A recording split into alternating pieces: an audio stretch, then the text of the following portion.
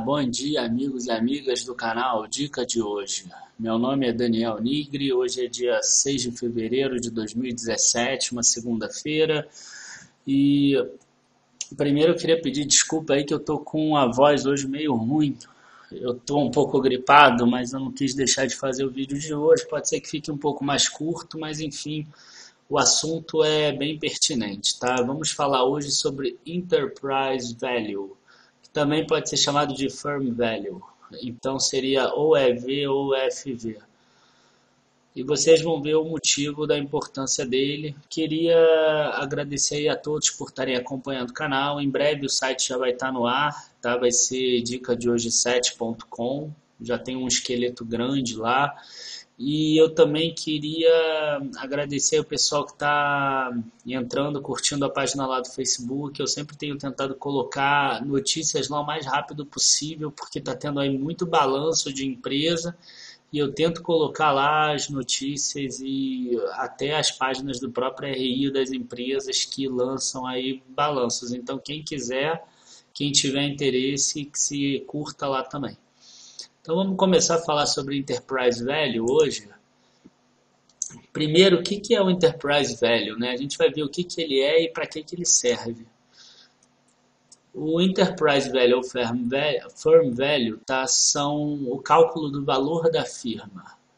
Quando a gente pega o valor de mercado, tá, a gente vê qual é o valor para o acionista, quando a gente vê o preço. Mas qual o valor da firma? Somando o que ela tem que pagar os credores, que ela paga os acionistas, que ela paga o governo. Então, quer dizer, esse seria o cálculo do valor da empresa total, que ela teria para pagamento de todos os credores, acionistas, governo e etc. Ele também nos auxilia a medir o valor de empresas que às vezes estão em prejuízo. A gente vai ver mais para frente a diferença entre esse cálculo com o EBITDA e o preço sobre lucro. Tá? A gente vai ver que esse cálculo, por exemplo, serve para empresas com prejuízo, mas que gerem caixa, que gerem EBITDA positivo. E a fórmula é bem simples, tá? O Enterprise Value é o valor de mercado mais dívida líquida. Então, para a gente só continuar, eu vou dar um exemplo simples, tá? Imagina que você, tá, uma pessoa aí de, sei lá, 50 anos, por exemplo, já tenha feito um patrimônio, tenha uma casa, tenha um carro, tenha alguns móveis dentro da casa, pode ter mais alguma outra coisa, e somando tudo que você tem, tá? Vamos imaginar que você tenha 2 milhões de reais em patrimônio. Só que você ainda está pagando o teu apartamento, você ainda está pagando uma parte do teu carro. O total de dívida que você tem desses dois bens está em torno de 500 mil reais. E você tem aí uma reserva de emergência que você pode pegar, que é dinheiro em caixa mesmo no banco de 100 mil reais, por exemplo, para caso tenha algum problema, uma emergência, não sei o que você não pega esse dinheiro e paga essas dívidas. Você prefere manter aquilo como uma reserva de emergência. Então, o que acontece? O teu valor de mercado, tá? O valor de mercado, o teu patrimônio, ele seria o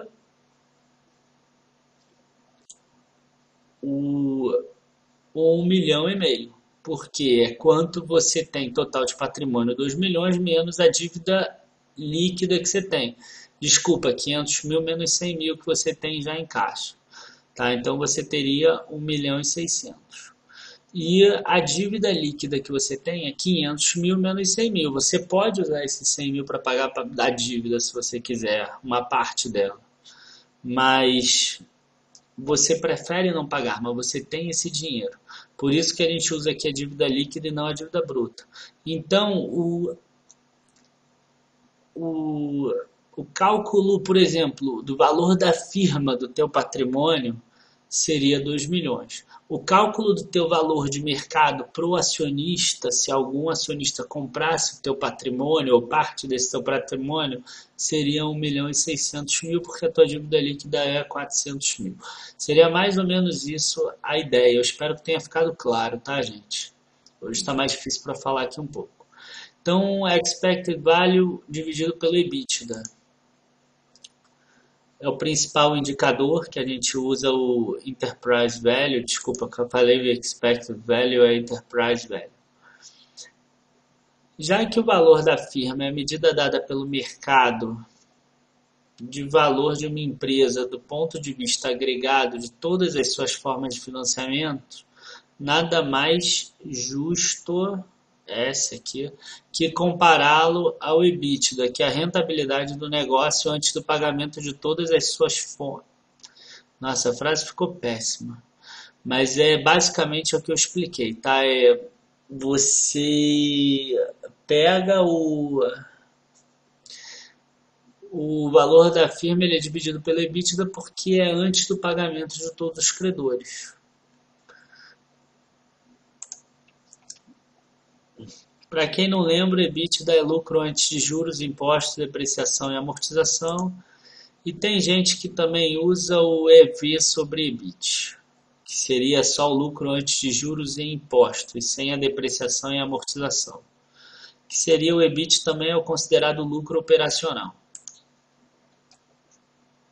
A função do EV sobre EBITDA, tá? O EV sobre EBITDA é uma medida muito usada para determinar quantos anos seriam necessários para pagar um investimento no valor da firma atual, tá? No Enterprise Value. Se todo o fluxo de caixa operacional estivesse disponível para pagar esse investimento. Então vamos imaginar que uma empresa não quer mais fazer investimento nenhum na empresa para ela crescer, ela quer pegar todo o caixa que sobra e ir juntando e acumulando, entendeu? Então ela vai pegar uma parte desse caixa, ela vai pagar o governo, vai ter uma parte desse caixa que vai pagar os financiamentos dela e vai ter uma parte que vai pagar o acionista. Em quanto tempo, em quantos anos vai ser necessário para chegar nesse valor da firma? E vocês percebem que a quantidade de anos para se chegar em alguma coisa. Então tem muita semelhança com preço sobre lucro. E é o que a gente vai falar agora. Então a gente tem que o preço sobre lucro é a ótica do acionista. E o Enterprise Value dividido pelo EBITDA é a ótica da empresa como um todo. Quando você vira acionista de uma empresa, o preço ele é comparado com o valor patrimonial. Quando ele é comparado com o valor patrimonial é o capital próprio. Você está pegando uma parcela daquele valor patrimonial. O Enterprise Value, não. Você está imaginando que você está pegando uma parte da empresa como um todo. E como você é sócio da empresa como um todo, você tem que dividir pela geração de caixa como um todo também. Tá? Vemos então que esse indicador mede a quantidade de anos que o investimento se paga, assim como o preço sobre lucro.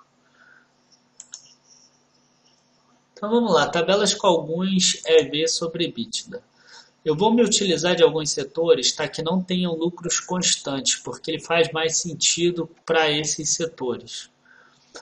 Não é o tipo de estratégia que eu uso, tá, gente? Eu adoro sempre falar isso. Eu prefiro empresas que tenham lucros constantes e, de preferência, que tenham lucros constantes crescentes. É uma forma de investir na bolsa com menor risco. Tá? É óbvio que às vezes eu posso querer entrar numa empresa a partir de indicadores assim, mas seria uma parcela tão pequena que eu inclusive nem coloco aqui na carteira de dica de hoje, porque às vezes para correr risco eu prefiro até correr com a partir de opções do que correr risco com uma empresa mesmo. Então vamos lá. A gente tem aqui papel e celulose, a gente tem Suzano, Fibria e Klabin e a Unity, tá?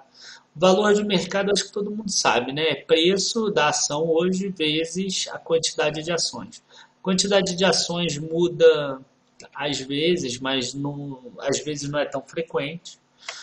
Então, o valor de mercado ele mexe muito a partir do preço e ele mexe bastante, tá? Hoje, no domingo à noite aqui que eu estou gravando, o valor de mercado dessas empresas é esse. A dívida líquida até o terceiro trimestre é esse, embora Fibria e Klabin já tenham falado aí o resultado do quarto trimestre. A gente tem o Enterprise Value, é a soma desses dois, então vai chegar nesse valor. 24 bilhões para Suzano, 25 bilhões para Fibri, 26 bilhões para Klabin. E aqui a gente tem a geração de caixa, o EBITDA. A gente vê que a maior geração de caixa é Fibria e a menor é Klabin. E aqui o lucro líquido de cada uma delas. A gente vê que a Klabin, ela tem uma coisa meio estranha, né? O EBITDA é menor do que o lucro líquido. Que ela tem ali, pelo menos até o terceiro trimestre, teve muita receita financeira de operação cambial. Então é bom ficar ligado nisso. Eu sei que tem muita casa aí que indica a Klabin, e eu não gosto de pegar por causa da dívida dela alta, embora ela seja uma empresa que tenha uma boa chance de crescer bastante aí, mais do que as outras duas, mas é como eu sempre falo, eu não invisto só olhando retorno, eu sempre invisto olhando a relação, risco-retorno, risco-retorno. Eu sempre faço dessa forma. Então a gente vê aqui que Suzano e Fibria são empresas que estão com um EV sobre EBITDA muito próximo, e a gente vê que o preço sobre lucro das três é muito parecido, pelo menos até o terceiro trimestre de 2016. E Klabin destoa exatamente por causa desse EBITDA aqui. A gente percebe também que o mercado imagina que Klabin vai crescer esse EBITDA com mais força do que Suzano e Fibria, senão ela não estaria pagando esse ágio em Klabin. Agora vamos ver uma tabela com EV sobre EBIT, e agora sim eu vou pegar um setor que é inteirinho, todas as quatro empresas elas estão com prejuízo até o terceiro trimestre de 2016 anualizado, tá? Quer dizer, o que é anualizado? Eu pego o quarto trimestre de 2015, o primeiro trimestre de 2016, o segundo trimestre de 2016 e o terceiro trimestre de 2016. Então a gente tem aqui a Lojas Americanas, Lame, Via Varejo 3, que é uma empresa que já estão esperando que ela venda a participação aí há um bom tempo, que mude de dono. Magazine Luiza, que foi a empresa que mais cresceu no ano passado em termos de preço. E a B2W, que é uma controlada das Lojas Americanas. Então a gente vê que o valor de mercado aqui, a Lojas Americanas é bem maior do que as outras, 24 bilhões de reais. Ela tem uma dívida também proporcional, 8 bilhões e 183. E um valor da firma de 32 bilhões. Como ela tem um EBIT de 2 bilhões e 93, e aqui eu não estou botando EBITDA, eu estou botando só o EBIT, a gente tem um lucro líquido aqui, na verdade é um prejuízo líquido de 55 milhões de reais. O que chega, por exemplo, num preço sobre lucro de menos 435. Com esse preço sobre lucro de menos 435, ele não diz nada para a gente, certo? Então a gente precisa de um indicador diferente para a gente poder analisar essa empresa. Se a pessoa estiver disposta a correr um pouco mais de risco em entrar em empresas que gerem prejuízo também, ela não pode analisar só preço sobre lucro, ela tem que analisar outros indicadores. E esse indicador, o EV sobre EBIT, é um tipo de indicador. É um dos indicadores. Não adianta você também só querer analisar dessa forma. E a gente vê que por esse ela é 15,50. E a gente vê que as empresas, ó, elas são próximas os valores, tá vendo? Não tem assim uma que tenha muita distância da outra, com exceção da Magazine Luiza, que por acaso foi a que cresceu mais ano passado. Entendeu? Quer dizer, a gente vê que as coisas não são muito por acaso, né, gente? E aí o que acontece? A gente tem aqui Via Varejo, valor de mercado 4 bilhões 234 milhões, esperando comprador, dívida líquida 1 bilhão e 700, valor da firma quase 6 bilhões, o EBIT dela é 369 mil, mas ela gerou prejuízo de 340 milhões. A gente vê que tem um preço sobre lucro menos 12, o que levaria um investidor como eu a não aplicar nela, mas ela tem 16 anos com a geração de caixa atual, ela paga todas as dívidas dela e gera de caixa esse valor da firma que está aqui. Tá? A B2W 4 bilhões 195, dívida 2 bilhões 748. A gente vê que esse aqui é o maior valor que tem em termos percentuais entre a dívida e o valor de mercado. Aqui o Enterprise Value quase 7 bi, mas tem um EBIT de 436 milhões, um prejuízo líquido, né, de 544 milhões, que é bem alto, o que gera um preço sobre lucro de menos 7,7, mas tem aqui um valor da firma sobre a geração de caixa de 15,90. E finalmente a gente chegou em Magazine Luiza, que ela conseguiu crescer muito o EBIT dela. Em 2015 esse EBIT era 338 milhões, 9 meses depois subiu para 460 milhões, o que fez com que esse EV sobre EBIT ficasse mais baixo do que a média do setor. E ainda é mais baixo do que a média do setor, então quer dizer, ela ainda teria possibilidade de crescer mais. A gente vê que ela também é a empresa que tem aqui, que já é a primeira que está invertendo de prejuízo para lucro nesse setor. Então ela foi a empresa que mais se beneficiou disso no ano passado. Embora não seja a minha forma de investir, eu volto a dizer sempre, tá?